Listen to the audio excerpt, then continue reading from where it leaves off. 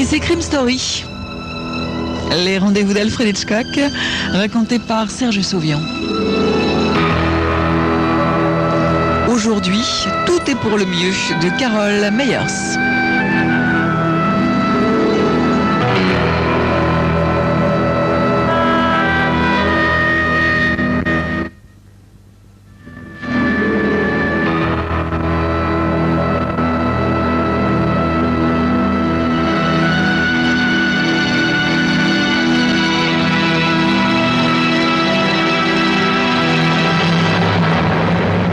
Je lui donnais environ 35 ans. Elle était mince, avait des attaches fines, les cheveux noirs, ne manquait pas entièrement de charme, mais faisait quand même partie de ces femmes qui sont atteintes d'une timidité maladive. Devant la porte de l'étroit cagibi que j'appelle mon bureau, elle a hésité, m'étudiant de ses yeux couleur noisette. Monsieur Malek? Hein, c'est moi. Je me suis levé et j'ai mis de côté les journaux du soir tout en remarquant qu'elle ne portait pas d'alliance. Je lui ai montré la chaise destinée à mes clients et je lui ai demandé « Voulez-vous vous asseoir, Miss... Christie. Alice Christie. » m'a-t-elle répondu, ce qui me confirmait dans mon opinion qu'elle n'était pas mariée. Elle s'est assise sur la chaise, toute raide, le dos bien droit, les chevilles et les genoux serrés. Elle portait un petit tailleur bleu marine sans prétention, très classique. Le sac de tissu bleu qu'elle tenait dans ses mains serrées sur ses genoux paraissait plutôt fatigué. « Que puis-je faire pour vous, Miss Christie ?» Voilà, j'ai trouvé votre adresse dans l'annuaire des professions, monsieur Malek, me dit-elle en me regardant avec timidité. Je crois que vous faites des enquêtes sur des gens. Oui, c'est bien ce à quoi me donne droit ma licence. Quels sont vos tarifs, monsieur Malek? Mon tarif habituel est de $100 par jour, plus les frais. Et je n'avais aucune raison de faire un rabais. Cependant, j'ai estimé, je ne savais pas trop pourquoi, qu'une somme pareille serait trop élevée pour cette cliente. Il faut dire aussi que Miss Alice Christie avait l'allure d'une petite oie blanche et qu'elle m'intriguait. Bah, mes tarifs, Miss Christie, ça dépend. Quel est votre problème? Elle a cessé de me regarder pour fixer des yeux le coin de mon bureau.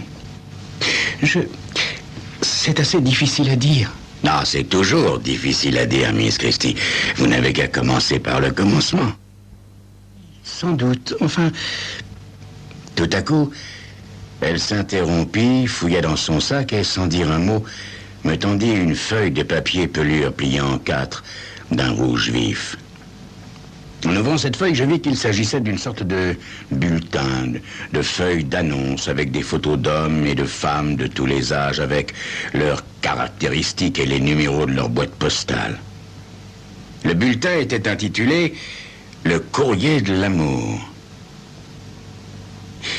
Que pensez-vous de quelqu'un qui ose s'abonner à un bulletin comme celui-ci, monsieur Malek? Ce que je pensais des divers clubs de solitaires, qu'ils sont hantés par des névrosés, par des amateurs de sensations troubles, par d'habiles chasseurs d'aventures. De quelque manière que je lui réponde, je n'aurais pu que la contrarier. J'évitais donc de répondre directement. À vrai dire, je n'ai jamais pensé à ça, Miss Christie. Moi, si, me dit Alice Christie. Je sais bien ce que pensent les gens, et ils ont probablement raison. Seulement...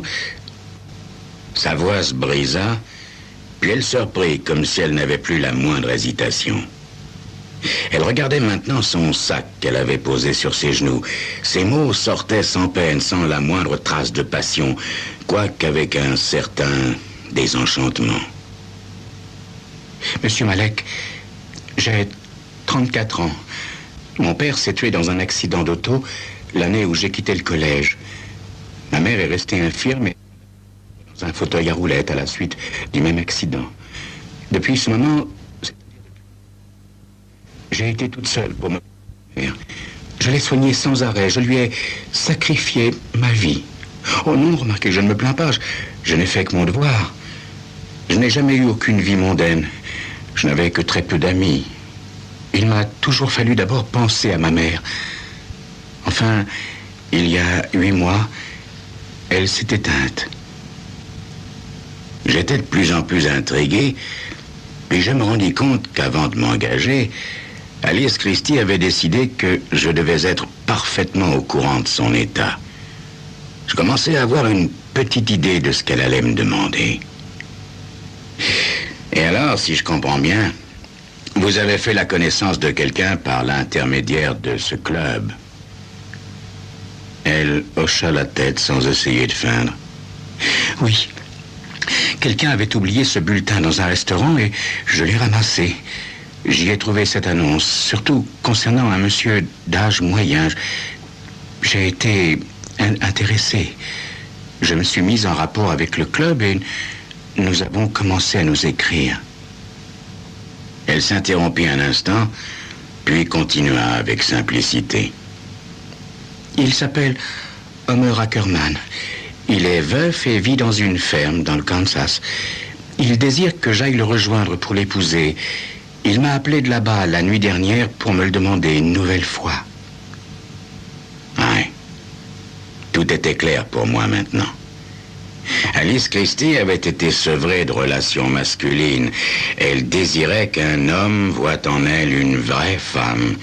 Elle voulait désespérément remplir le vide de son existence, mais elle se rendait compte de sa faiblesse, de son inexpérience. Elle n'osait pas s'engager. Et c'était là que commençait mon rôle. J'ai alors mis les points sur les i. Mais vous n'êtes pas sûr de vous, n'est-ce pas? Vous aimeriez que j'aille voir ce monsieur Ackerman et que je vous donne mon avis. C'est ça? Elle hésita un peu. Oui, je crois que c'est ça, monsieur Malek. Ah. Vous croyez seulement, Miss Christie? Oui. Ce que je veux dire, c'est que maintenant que je suis ici... Elle s'interrompit, tout intimidée. Vous devez penser que je suis un peu folle, monsieur Malek. Non, ça n'était pas du tout ce que je pensais. Je lui répondis donc tout simplement, non, pas du tout, mademoiselle, bien au contraire. Vous avez parfaitement raison d'engager un détective privé. Bien, maintenant, si vous me donniez d'autres détails. Elle prit une profonde inspiration avant de m'indiquer où se trouvait la ferme d'Ackerman, selon les renseignements que celui-ci avait donnés. Quant à votre tarif, monsieur Malek... Non, nous en reparlerons le moment venu, mademoiselle. Nous sommes aujourd'hui mardi. Je vous propose de revenir me voir vendredi après-midi. Je lui adressai mon sourire le plus rassurant. Du service rapide, telle est ma devise. Mon ton léger ramena un rapide sourire sur ses lèvres. Je vous remercie, monsieur Malek. Puis, elle se leva et partit pour un instant seulement, car quelques secondes plus tard, elle s'arrêtait sur le seuil de mon bureau comme la première fois. Je ne sais toujours pas vraiment ce que j'ai l'intention de faire. Ça, je l'avais compris. Je lui fis un petit geste rassurant. Une chose à la fois, Miss Christie. Vendredi après-midi, ok? Vous ne vous moquez pas de moi, monsieur Malek? Non, Miss Christie. Je ne me moque pas de vous. Non, je ne me moquais pas d'elle, et c'était pourtant la mission la moins banale qui m'ait jamais été confiée. Mais j'allais m'y employer de mon mieux. Comme j'aurais voulu, moi aussi, ne plus être seul.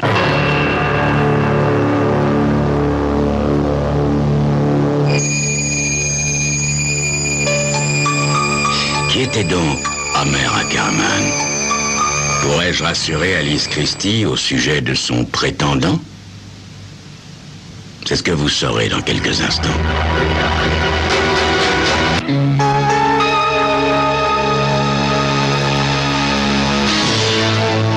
La ferme d'Homer Ackerman se trouvait aux confins d'une petite ville à quelques 60 kilomètres à l'est de Topeka. avec l'avion à réaction du début de la matinée à destination de la capitale, puis, à l'aide d'une voiture de location, j'avais pu atteindre le hameau le lendemain, vers le milieu de l'après-midi. Je n'avais pas imaginé de mener mon enquête par des moyens détournés. J'avais d'abord l'intention de faire le tour des divers commerçants, peut-être même d'aller voir le pasteur et le médecin, pour découvrir un peu au hasard ce que les gens pensaient de cet Ackerman. Si j'avais besoin d'une couverture, je me présenterais comme le représentant d'un organisme de crédit auprès duquel il aurait fait une demande d'ouverture de compte. Dans la matinée, j'irai voir Ackerman pour faire personnellement sa connaissance. Pour lui, je jouerai le rôle d'un agent d'un grand combinat national à la recherche d'une exploitation agricole bien définie. Certainement, mon enquête ne pourrait être que superficielle. Elle reposerait surtout sur les opinions et les préjugés des personnes que j'allais interroger, et aussi sur l'opinion que je me ferais moi-même, d'après ce que j'aurais appris. Ensuite, j'apprendrai moi aussi à connaître la véritable nature de Homer Ackerman. Au fur et à mesure que j'avançais, je m'aperçus que mes interlocuteurs n'avaient que du bien à me dire d'Ackerman. C'était vraiment un citoyen unanimement respecté, honnête, travailleur. Il était vrai cependant qu'un an plus tôt, à la mort de sa femme, il avait été fort déprimé et qu'il s'était, pendant un certain temps, adonné à la boisson. Depuis quelque temps, cependant, il était redevenu sobre comme avant, et cela m'impressionnait d'autant plus que j'en connaissais la cause. Parmi les gens que j'avais interrogés se trouvait l'hôtelier du coin. Et le lendemain, j'allais le revoir pour lui demander comment me rendre à la ferme d'Ackerman. On aurait juré qu'il m'attendait. Il me regarda avec une certaine solennité, mêlée de curiosité, comme s'il allait me faire part d'une importante nouvelle. « Je suis désolé, monsieur. »« Ah oui, pourquoi ?» Monsieur Ackerman s'est tué la nuit dernière et il a quitté la route avec sa voiture et il a percuté un arbre. Il a eu la cage thoracique défoncée par le volant. » Je restais pétrifié. Pendant un instant, je ne pus penser à rien d'autre qu'à l'inévitable déception que ressentirait Alice Christie. L'hôtelier avait cependant d'autres renseignements. Ackerman était arrivé en ville vers le milieu de l'après-midi et s'était rendu dans une taverne fort populaire où il s'était mis à boire plus que de raison. Personne n'avait pu l'empêcher de boire. Il était en fort mauvais état quand il avait quitté la taverne au volant de sa voiture. J'étais encore tout secoué. Mais je croyais qu'il s'était arrêté de boire, dis-je assez maladroitement. Ben, je croyais que ça n'était pas un véritable ivrogne. Ah non, c'était pas un alcoolique, non. Hier soir, c'était l'anniversaire de la mort de sa femme. Ackerman l'avait beaucoup aimé, vous savez. Je pense qu'il a eu un coup de cafard et qu'il a voulu oublier, quoi. Oui, il devait avoir raison. Vraisemblablement, en plus de ses souvenirs, Ackerman avait dû voir en Alice Christie une trahison à l'égard de sa défunte femme, un outrage à sa mémoire. C'était probablement cela. Cependant, oui, je fus tout à coup frappé par une idée qui me trottait dans la tête. Oh, un soupçon seulement, mais tout à fait plausible. Oui, il y avait une autre possibilité. Je ne savais vraiment pas comment je pourrais en toucher un mot à Alice Christie. Le choc risquait de la briser. Avant de quitter la ville, j'allais voir le shérif pour vérifier le renseignement dont l'hôtelier m'avait garanti l'exactitude. Le shérif était lui aussi l'un de ceux que j'avais interrogés auparavant. « Quelle honte !» me dit-il. « Ma mère était vraiment quelqu'un de très bien. » « Bah oui, il m'a en effet paru parfait, shérif, » répondis-je. Après cela, j'avoue que je n'avais plus grand-chose à dire. Je rentrais donc à New York, regagnais mon bureau et pensais à ce que j'allais dire à Alice Christie. Elle vint comme prévu le vendredi après-midi. Elle portait un autre tailleur marron foncé, mais tout aussi classique que le premier. Elle paraissait être moins hésitante, comme si elle avait répété son rôle. Quant à moi, je n'avais pas encore décidé de ce que je lui dirais. Avant que vous ne me disiez quoi que ce soit, Monsieur Malek, Me dit Alice Christie avec un petit sourire coincé. j'aimerais, moi, vous parler. Je crois qu'il y a une chose qu'il faut que vous sachiez. Ah oui, vraiment? Oui, j'ai décidé de ne pas poursuivre cette aventure. Quoi que vous ayez appris, je ne veux pas épouser Monsieur Ackerman. Mes cheveux se dressèrent sur ma tête. Je me rappelais alors les mots hésitants d'Alice Christie quand elle était venue dans mon bureau lors du premier après-midi. Je ne sais toujours pas vraiment ce que j'ai l'intention de faire, m'avait-elle dit. Mais Miss Christie, je croyais... Je sais, dit-elle.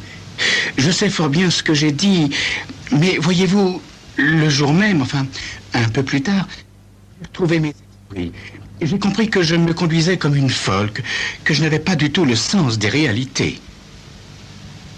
34 ans. 34 ans de solitude et de désirs inassouvis. Et Alice Christie, après cette longue attente, après cette attente désespérée, ne pouvait pas se décider, même si mon rapport était bon. J'avais le cœur serré en lui posant ma prochaine question. Ainsi, vous avez téléphoné à Homer Ackerman pour le lui dire. Elle écarquilla ses yeux noisettes. Comment le savez-vous, Monsieur Malek? D'après ce que vous venez de dire, j'ai compris que vous lui aviez téléphoné. Oui, c'est vrai. Je l'ai appelé mercredi soir. Je lui ai dit que je m'étais conduite comme une écolière, que j'étais vraiment désolée, mais que pour commencer, je n'aurais jamais dû lui écrire. J'espérais qu'il me comprendrait. Je lui ai dit que plus jamais je ne lui écrirais, ni ne lui téléphonerais. Est-ce qu'il vous a comprise? Non. Enfin, pas tout de suite. Il a d'abord cru que je le taquinais. Et puis, il a essayé de me convaincre. Quand il a enfin compris que je parlais sérieusement et que je ne changerais pas d'avis, il a raccroché. Oui. Je voyais le tableau. Ackerman avait raccroché plein de tristesse et de désillusion. Et c'est après ça qu'il avait pris sa voiture pour aller en ville, pour noyer son chagrin à la taverne. Alice Christie me regardait. À propos de vos honoraires, Monsieur Malek, je comprends bien. Vous êtes allé là-bas et... Je respirais profondément. Il fallait que j'indique un chiffre. Un peu au hasard, je répondis 50 $ suffiront pour tout couvrir, Miss Christie. En êtes-vous certain, Monsieur Malek? Tout à fait certain, Miss Christie. C'est parfait. Je vous remercie. Elle prit les billets dans son sac, puis, tout en se préparant à me quitter, elle sembla m'interroger du regard. Vous savez, Monsieur Malek, cela n'a pas vraiment d'importance, mais je suis quand même un peu curieuse. Comment avez-vous trouvé Monsieur Ackerman? J'avais prévu sa question. Jusqu'à ce moment, je ne savais pas vraiment ce que je lui répondrais. Et je m'entendis lui dire presque machinalement, « Miss Christie, vous avez sans doute agi d'une manière intuitive, involontaire, mais je crois que vous avez pris la bonne décision. Ouais, d'après les renseignements que j'ai pu glaner, Homer Ackerman n'aurait pas été un mari très souhaitable. C'est un joueur invétéré qui ne s'occupe que de sa ferme que lorsqu'il y est obligé. Il a la réputation de courir les jupons et en plus, il boit. » Elle parut respirer plus facilement, comme si mon rapport la justifiait après coup d'avoir eu le courage de rompre. Il me semble alors que tout soit pour le mieux. Ne trouvez-vous pas, Monsieur Malek? Me dit-elle avec un pauvre sourire un peu contraint. Oui, comme vous le dites, Miss Christie.